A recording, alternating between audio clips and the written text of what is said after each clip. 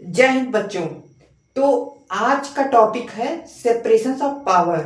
तो आज हम पॉलिटी का बहुत ही इम्पोर्टेंट जो टॉपिक है वो हम कवर करेंगे। ठीक है, आज एनडीए का जो बहुत ही इम्पोर्टेंट टॉपिक में से एक टॉपिक है वो है सेपरेशन ऑफ पावर, शक्ति का पृथक्करण। तो आज हम समझेंगे कि शक्ति का पृथक्करण क्या है, सेपरेशन ऑफ पावर क्या है।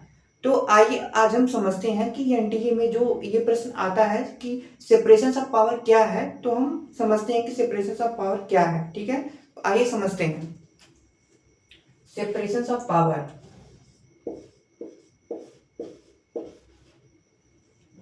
सेपरेशन ऑफ पावर, देखिए हर जगह यही पे जो प्रॉब्लम होती है कि पावर का जो क्लैशेस होता है। तो इन सभी क्लैश से बचने के लिए, इन सभी कन्फ्रंटेशन से, इन सभी डिस्प्यूट से बचने के लिए हमारे कॉन्स्टिट्यूशन में पहले से ही सेपरेट कर दिया गया था कि किसकी पावर क्या होगी। मान लो कि पूरा एक समाज है और उस समाज में किसका क्या रोल होगा, कौन क्या करेगा। तो वो पहले से ही कॉन्स्टिट्यूशन ने डिसाइड कर दिया था कि अगर मान लो लॉ है उसको लागू करने, उसको बनाने और उसको चेक करने का काम किन किन का होगा, किसका किसका होगा। तो यही पूरा सेपरेशन ऑफ पावर था, यही कॉन्सेप्ट था सेपरेशन ऑफ पावर का कि कौन क्या करेगा। अगर मान लो कि लॉ को लागू करना है या लॉ को बनाना है, कानून को बनाना है, रूल को बनाना है और उसको एक्सप्लेन इंटरप्रेट करना है, तो कौन क्या करेगा। हमारी जुडिशरी क्या करेगी, हमारी एग्जेक्टिव क्या करेगी, हमारी लेजिस्लेचर क्या करेगी। हमने जिनको चुन के भेजा है वो क्या करेंगे, उनका क्या काम होगा। हमारी जो सुप्रीम कोर्ट है, हाई कोर्ट है, सब ऑर्डिनेट कोर्ट है, उनका क्या काम होगा। तो सेपरेशन ऑफ पावर कॉन्सेप्ट में यही बताया गया था कि किसका क्या काम होगा। तो आइए अब हम पूरी तरीके से समझते हैं, इसके बाद आपका सेपरेशन ऑफ पावर में कोई डाउट नहीं रहेगा। तो आइए समझते हैं लेजिस्लेचर, ये था पहला ऑर्गन लेजिस्लेचर। दूसरा था एग्जेक्टिव जिसको कार्यपालिका बोलते हैं। और तीसरा था जुडिशरी जिसको न्यायपालिका बोलते हैं। जुडिशरी जुडिशरी लेजिस्लेचर का काम यह था कि कानून बनाना है। हमारे देश में किस प्रकार का कानून होगा, किस प्रकार का कानून बनेगा, वो काम था विधायिका का। कानून किस प्रकार का होगा, वो काम था लेजिस्लेचर के यानी विधायिका का। अब कानून को इम्प्लीमेंट भी तो कराना था ना। अब संसद में कोई कानून को मान लो कि बना दिया गया, उसके बाद अगर लागू नहीं कराया गया तो उसका तो कोई मतलब नहीं रहेगा। तो उसके लिए एग्जेक्टिव रहा। अब जुडिशरी आई, जुडिशरी यह चेक करती थी कि ये जो कानून बनाया हुआ है लेजिस्लेचर के द्वारा, एग्जेक्टिव के द्वारा, क्या वो कॉन्स्टिट्यूशन के अकॉर्डिंग है कि नहीं है, कॉन्स्टिट्यूशन संविधान सम्मत है कि नहीं है। अगर संविधान के अकॉर्डिंग है तो उस कानून को चलने दिया जाएगा, उस कानून की लाइफ जो सिक्योर रहेगी, उस कानून की जो लाइफ है ना वो पूरा लॉन्ग में चलेगी। अगर मान लो कि लेजिस्लेचर ने कोई ऐसा कानून बनाया जो कॉन्स्टिट्यूशन के अकॉर्डिंग नहीं है, तो उस जो वो लॉ है उसकी जो लाइफ है ना वो नरक बन जाएगी, उसकी लाइफ को नरक बना देगी जुडिशरी, उसकी लाइफ खत्म हो जाएगी। जुडिशरी ऐसा करती है, जुडिशरी बहुत ही डेंजरस है। जुडिशरी लॉ की जो हो वो रद्दी बद्दी कर देती है, रद्दी खराब कर देगी जुडिशरी।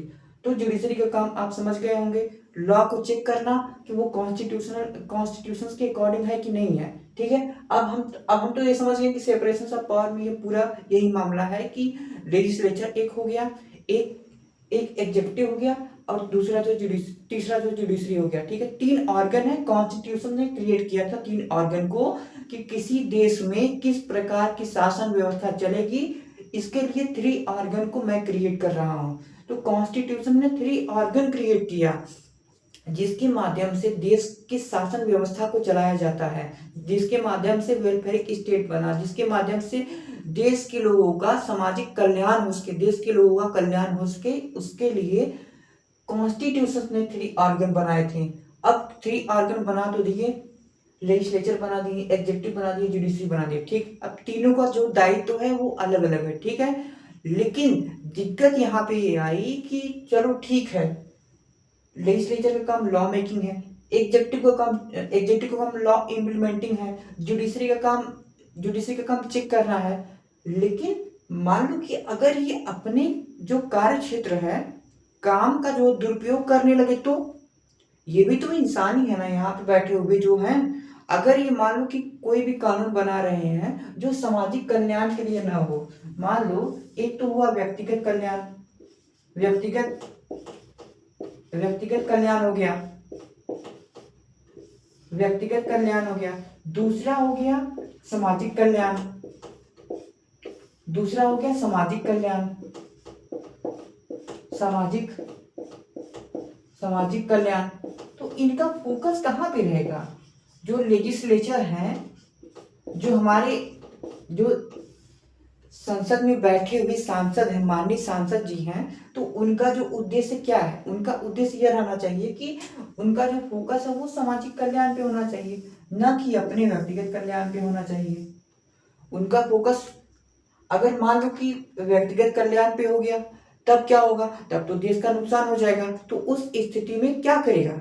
उस स्थिति में कॉन्स्टिट्यूशन ने एक मेथड बनाया जिसको चेक्स एंड बैलेंस कहते हैं, जिसको चेक्स एंड बैलेंस कहते हैं कि अगर मान लो ऐसा हो गया, चलो ठीक है, लेजिस्लेचर को हमने काम दिया कि वो देश की कानून व्यवस्था में, देश की शासन व्यवस्था में किस प्रकार का लॉ होगा, किस प्रकार का कानून होगा, वो विधायिका तय करेगी, ठीक है। विधायिका बनाएगी कि देश में किस प्रकार का कानून हो, ठीक है, वो विधायिका की जिम्मेदारी है। लेकिन अगर मान लो कि विधायिका ने अपने जो पावर है उसका मिसयूज कर लिया, पावर का मिसयूज कर लिया, तब क्या होगा? पावर का मिसयूज मतलब व्यक्तिगत कल्याण के लिए, पावर का मिसयूज का मतलब क्या? वो व्यक्तिगत कल्याण के लिए अब जो गवर्न करेगा, चल रहा है व्यक्तिगत कल्याण के लिए, उसको कार चाहिए, उसको कुछ और चाहिए। तो इस प्रकार से जो कुछ न कुछ जो है वो व्यक्तिगत कल्याण के लिए लेजिस्लेचर काम करने लगा, तब क्या होगा?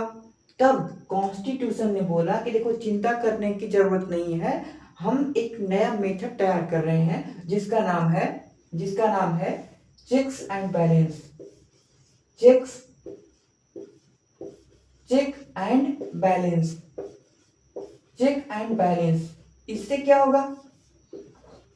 कई बच्चों के मन में यह आया होगा कि सर ये चेक्स एंड बैलेंस क्या होता है? सिंपल बात है बच्चों कि देखो, अगर मान लो लेजिस्लेचर कुछ उल्टा सीधा कर रहा है, कुछ भी करता है ऐसा कि जो देश को नुकसान पहुंचे, व्यक्तिगत कल्याण के लिए कर रहा है, सामाजिक कल्याण को पीछे छोड़ दे रहा है, तो एग्जीक्यूटिव की जिम्मेदारी है कि उसको देखिए। चलो ठीक है, इसको भी छोड़ो, लेजिस्लेचर ने कुछ किया, अब जुडिशरी दूरबीन लगा के देख रही है कुछ गलत तो नहीं हुआ है। जुडिशरी ने जैसे ही देखा, सुमोटो कर दिया, या तो किसी ने कोर्ट में केस कर दिया कि देखो ये जो लॉ बनाई है विधायिका ने, उसमें गलतियां हैं, वो देश के हित में नहीं है, तो जुडिशरी ने एक्शन ले लिया। अगर वो गलतियां ये पाई जाती हैं कि ये कॉन्स्टिट्यूशन के अकॉर्डिंग नहीं है, कॉन्स्टिट्यूशन के अकॉर्डिंग नहीं है, कॉन्स्टिट्यूशन कॉन्स्टिट्यूशन के अकॉर्डिंग नहीं है, तो उसको अनकॉन्स्टिट्यूशनल डिक्लेयर कर देगा जुडिशरी। सुप्रीम कोर्ट डिक्लेयर कर देगी कि भाई देखो, तुम जो लॉ बना रहे हो, जो विधायिका है, आप जो लॉ बना रहे हो, ठीक है, आप देश के कल्याण के लिए बना रहे हो, लेकिन आपकी भी एक सीमा है। आप जो कानून बना रहे हो ना, आपका कानून जो बन रहा है वो देश के हित में होना चाहिए। ऐसा कानून न हो जो देश के हित में न हो। आप जो वो ये व्यक्तिगत कल्याण को छोड़ के सामाजिक कल्याण पे फोकस करिए। अगर ये फोकस है तो ठीक, कोई दिक्कत नहीं है। लेकिन हम आपके लॉ को चेक करेंगे, क्योंकि चेक्स एंड बैलेंस जो कॉन्स्टिट्यूशन में चेक्स एंड बैलेंस एक कॉन्सेप्ट था, तो इसका यूज किया गया, सुप्रीम कोर्ट ने, जुडिशरी ने इसका यूज किया कि देखो चेक्स एंड बैलेंस का हम यूज कर रहे हैं, और हम आपके काम को चेक कर सकते हैं कि आप जो काम कर रहे हो क्या वो सही है, क्या नहीं सही है। अगर वो सही है तो ठीक है, हरी झंडी दिखा देंगे, आप आगे बढ़ो। अगर नहीं सही है तो उसको हम अनकॉन्स्टिट्यूशनल डिक्लेयर कर देंगे या उसको स्क्रैप कर देंगे।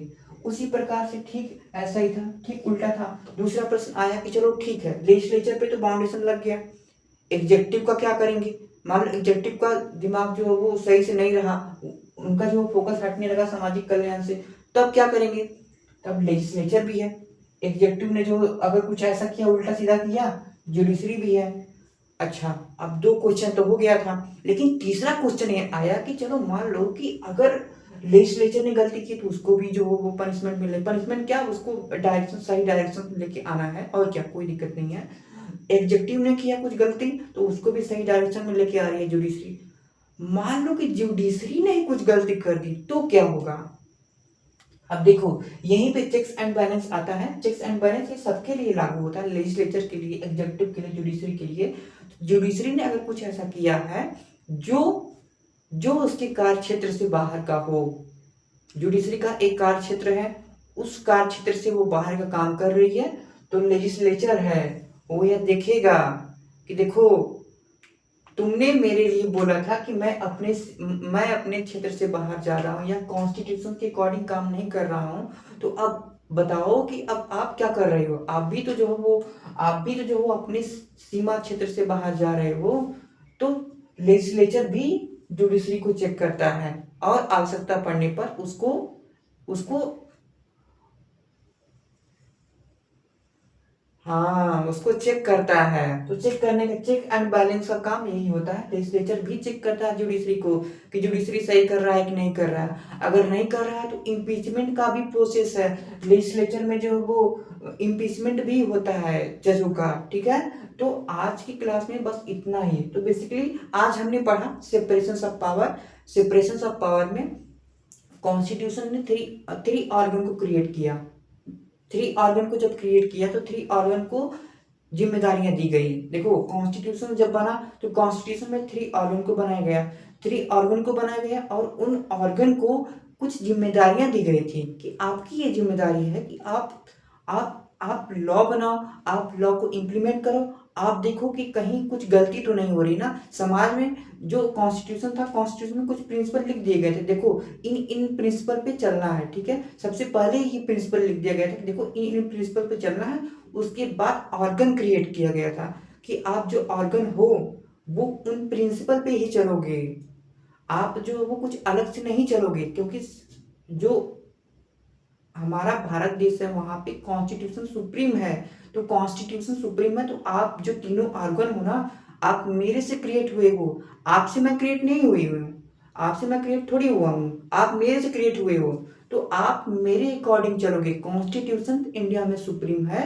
कॉन्स्टिट्यूशन ने बोला कि देखो, तुम्हारा ये दायित्व है, तुम्हारा ये दायित्व है, तुम्हारा ये दायित्व है, तुम्हारा लॉ मेकिंग का दायित्व है, तुम अपना संभालो, तुम अपना संभालो, तुम अपना संभालो, तीनों अपना अपना संभालो। लेकिन मान लो कभी कभी ऐसा हो जाता है कि कुछ गड़बड़ी हो जाती है, तो उस केस में क्या होगा? उस केस में चेक्स एंड बैलेंस का जो वो कॉन्सेप्ट आ गया कि चेक्स एंड बैलेंस भी करना है ताकि सामाजिक कल्याण हो सके। तो आज की क्लास में बस इतना ही। मिलते हैं आपके साथ अगले टॉपिक पे।